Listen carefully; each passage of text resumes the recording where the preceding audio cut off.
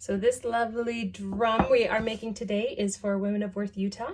It is going to be a 12-inch elk drum, and I have already colored it green, the beautiful color of the heart chakra.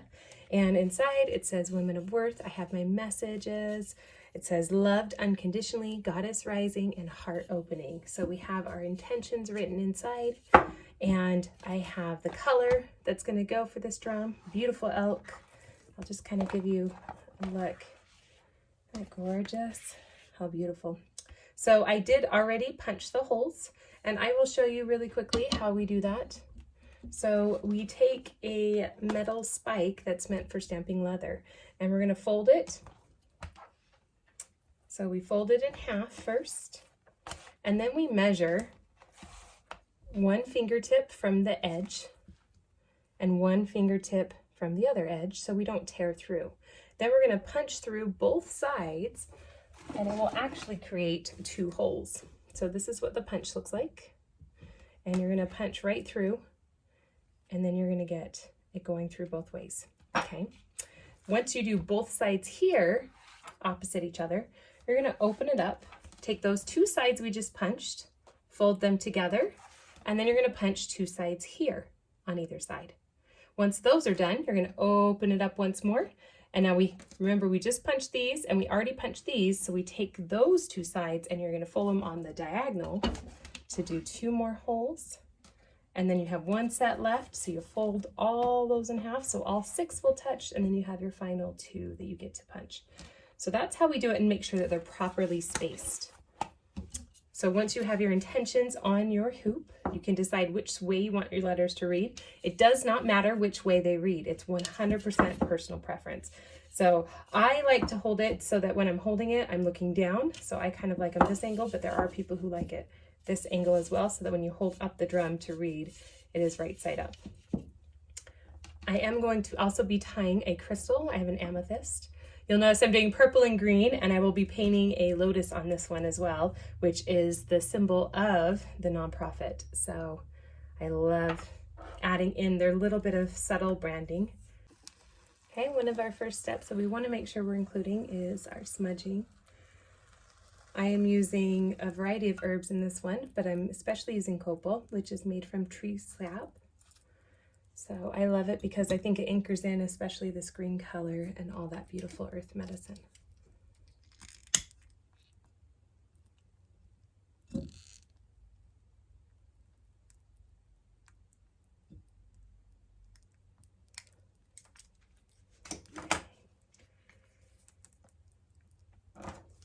So we're going to take our lacing, and we're going to cut off any excess rawhide.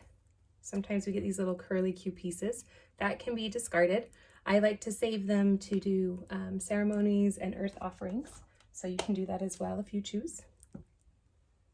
But then you're going to want to cut your ends so they're on a nice angle, so that there's a nice point so we can thread it through the holes. And you're going to do so on both ends. Then you're going to start on one end, you're going to go in 1 set of holes and through the other. So each of these pairs of holes is 1 string. We do them in pairs because that way they don't tear through when the lacing pulls tight, because everything's going to shrink a lot. So we tie a loose knot in the middle. So we laced it through, and then we tie a knot about halfway in the center. You can see if I lift my edge up, it goes to the center. And that's because we're going to untie this and retie it when we're all done lacing. So now we make sure we don't have any holes, and we're going to go to the opposite end. As you're lacing it through, be thinking of, you want to go the furthest point to the furthest point. So we don't want to loop from side to side. We want to go across each time. I'm going to pull this all the way through, just like that.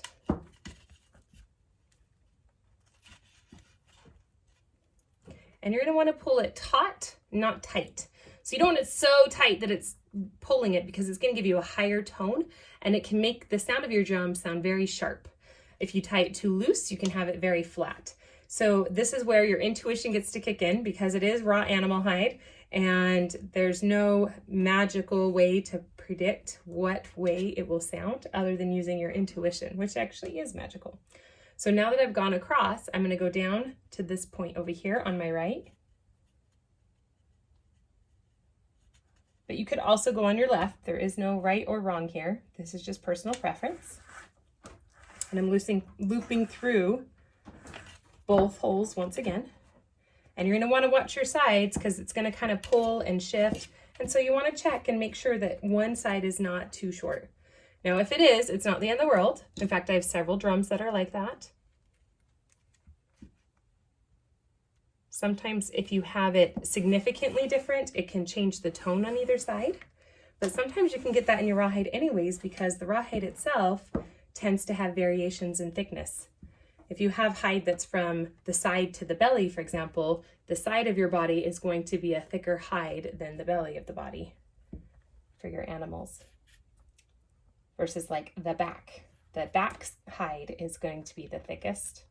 And if you are lucky enough to get a spine, then that spinal piece is going to be super thick at that one spot. So it can definitely change the tone of your drum. So now I just went to this point here. So now I'm going to go to the next furthest, which is over here.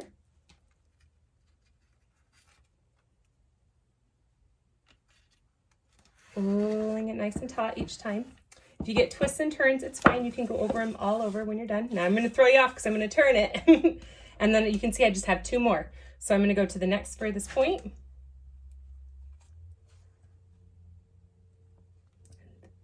And then pulling it through. And then I'm going to go to this far end.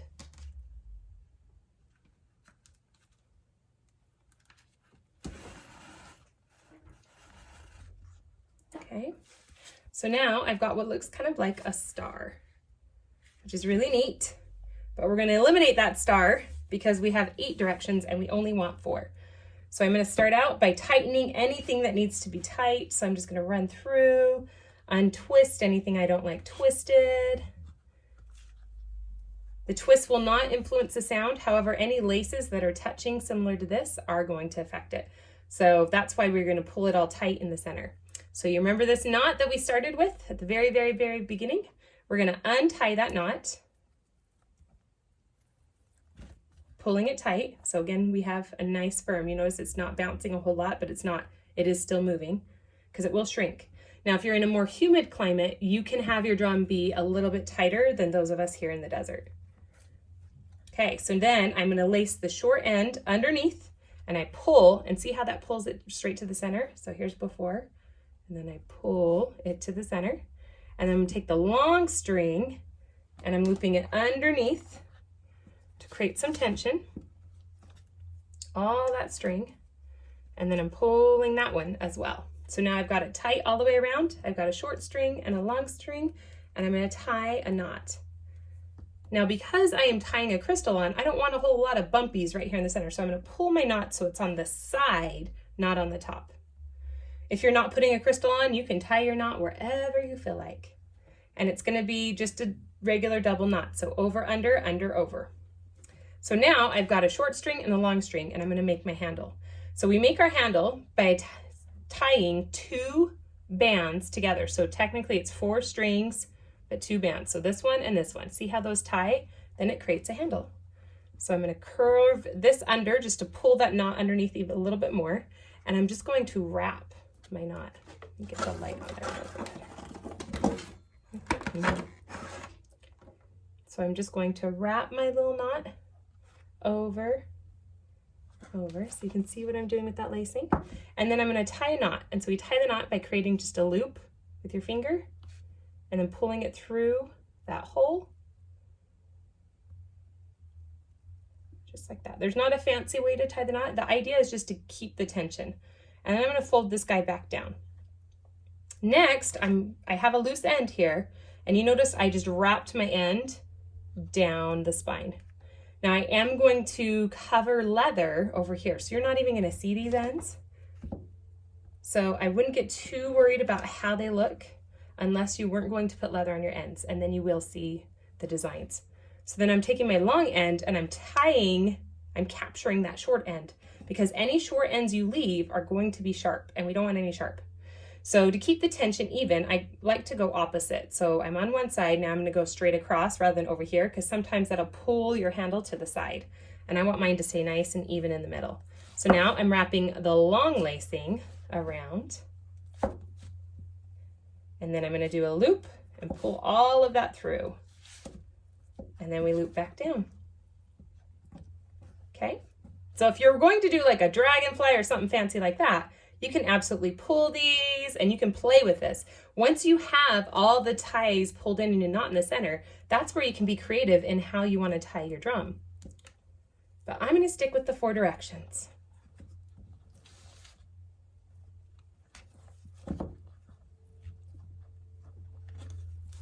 Okay, so I went around 3 times.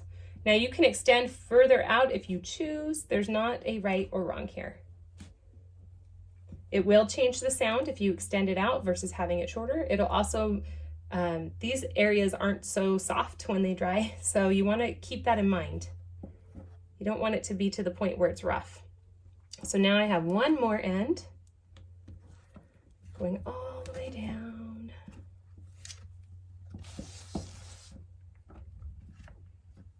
Okay, and then I'm going to tie my last knot, looping it through and pulling all the way through. This one kind of slid a little. So I'm just going to tie one more knot to help balance it out. There we go. Okay, and then I cross back over. Still looks off to me. Okay, one more knot to balance it out. Sometimes it pulls a little bit different. Okay, so then we're going to fold back down.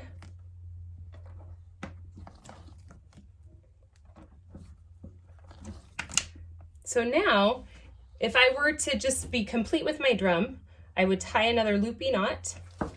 That is a professional term. Just another knot to tighten it off.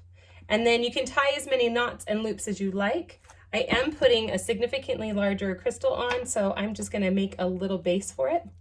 Once you tie your knots off, you're going to clip the ends, and you would want to pin them just with like a clothespin or a clip of some sort. Or you could even use just regular yarn if that's all you have, just to make sure that your little strings aren't going to move. So I'm going to tie one more knot, anchoring everything in, and then I'll be ready to trim it. So at this point you can trim it, you can let it dry, and then you can glue your crystal on later. Now instead of glue this time, I am actually going to wrap it with my rawhide lacing. So I'm going to decide how I want my crystal to lay. I especially like this because your crystal will fit right in that palm of your hand. And I think I'm going to have mine go this way. So you can do several things. So you can cross your lacing over and have it hold it kind of anchored like that, if you can kind of see, so that it crosses over the crystal itself. That is going to be more secure. If you want to apply a little bit of epoxy, you can, or you can let it fully dry, put leather on, and then attach it. But for this one, I think I'm going to try and doing it without crossing over. So I'm going to start by holding it in center. Now these get really slippery, and you're creating tension. So I'm taking the lacing and I'm going to loop it around a whole bunch of times to create tension. I'm going to go over, I'm going to go under, and I'm going to kind of see how much I can get done, if I can get enough tension. So I'm looping it around. Now I'm pulling underneath, and I'm not moving my hand that's holding the crystal, because that one's keeping it in place. Now all of this rawhide will shrink significantly. So what I'm doing is I'm creating enough tension so that when it shrinks, it will hold it forever. A little bit of epoxy will ensure that it won't pop out while you're drumming. So I am going to apply a little bit of E6000 just to make sure that this isn't going to pop out. Now if you're putting lacing over your crystal, then you don't necessarily need the E6000 because it's going to hold it. But in this case, I don't want somebody going home with a drum and having the crystal fly out and not knowing how to fix it. So I'm going to place it in there just like so. And I switched sides, didn't I? Now epoxy doesn't like water, so it doesn't hold super well, but it's better than nothing, I figure. So that's why I added in there. So as it dries, hopefully it will offer some extra security. If it ever does fly out, then you can absolutely apply more epoxy or retie it. So you can see I'm looping around the handles and I'm just pulling as tight as I can without shooting the crystal out. Having to hold it in place the whole time. Over and under.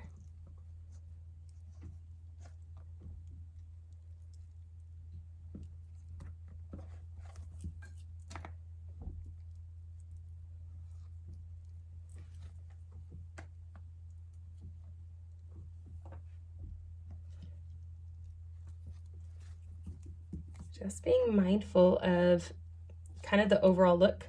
So I'm putting it pretty thick on these sides, so I'm going to start looping on the other 4 sides. So far that's what we have.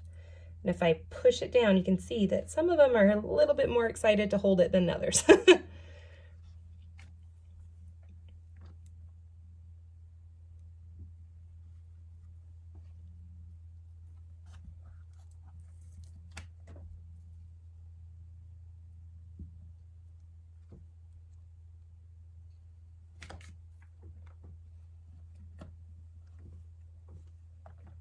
Starting to kind of hold a little bit more.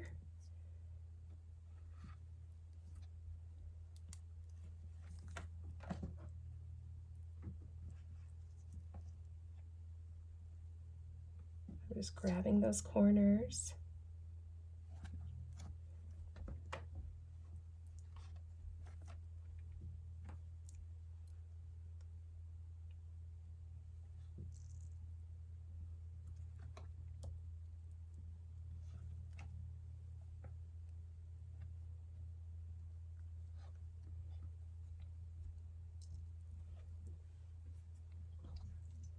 You can see how it's still trying to slide out, but we have to kind of hold it in. We're just nestling all the ride along it. Okay, so it's almost there. And if it doesn't work sometimes, you just have to tie it again. So now I'm out of lacing, so you can attach another piece of lacing. Although I feel like mine's pretty significant. I don't feel like it's gonna slip out. So I'm gonna do another loop and a knot and pull really tight. And then I'm going to tuck this sharp little edge, this little dangly thing. That's going to be super sharp when it's dry. So I'm going to tuck it in behind the lacing so it doesn't poke, and it will fuse to the other lacing. Just like that. And then to ensure that it doesn't slide out as it dries, because all of this hide is going to put pressure and it's going to squish it. And as it squeezes, it's going to push up. I'm going to put some clips on to hold it in place. Oh.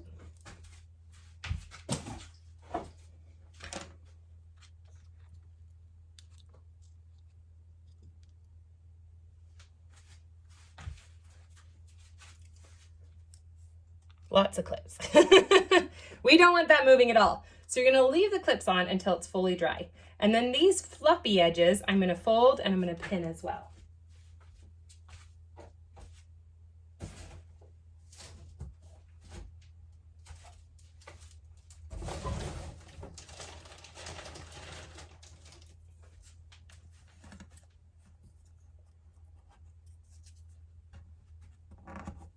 We're going to go all the way around. Oh, look, there's a white feather. Huh. We're going to leave that angel in there. That's good luck. Oh, maybe she doesn't want to go with me.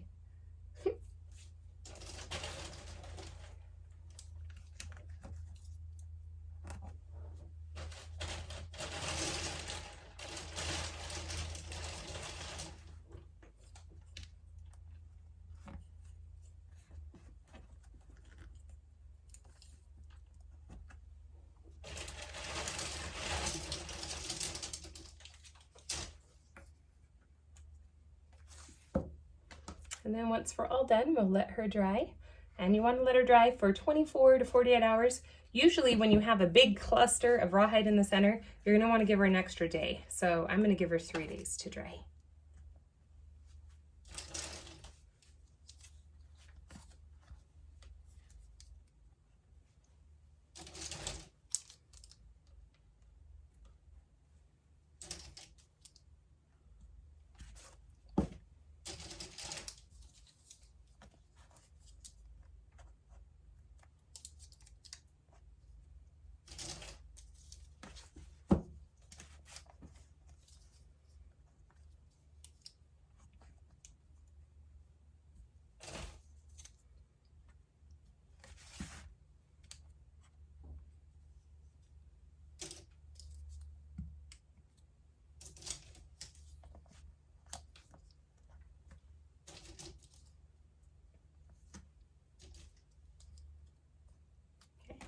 And so we'll leave her to dry and she'll be ready for the Women of Worth.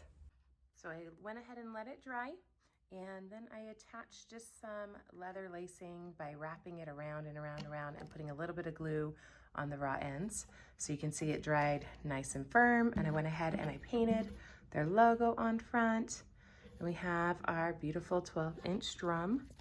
I attached a leather strap to the drumstick.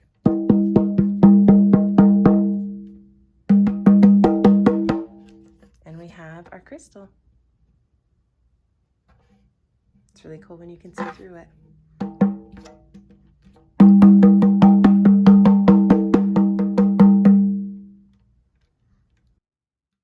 If you are going to paint your drum, you'll want to use a mixture of water and acrylic, and make sure that you seal it with a matte finish spray. Otherwise it will chip off. So there's our drum baby.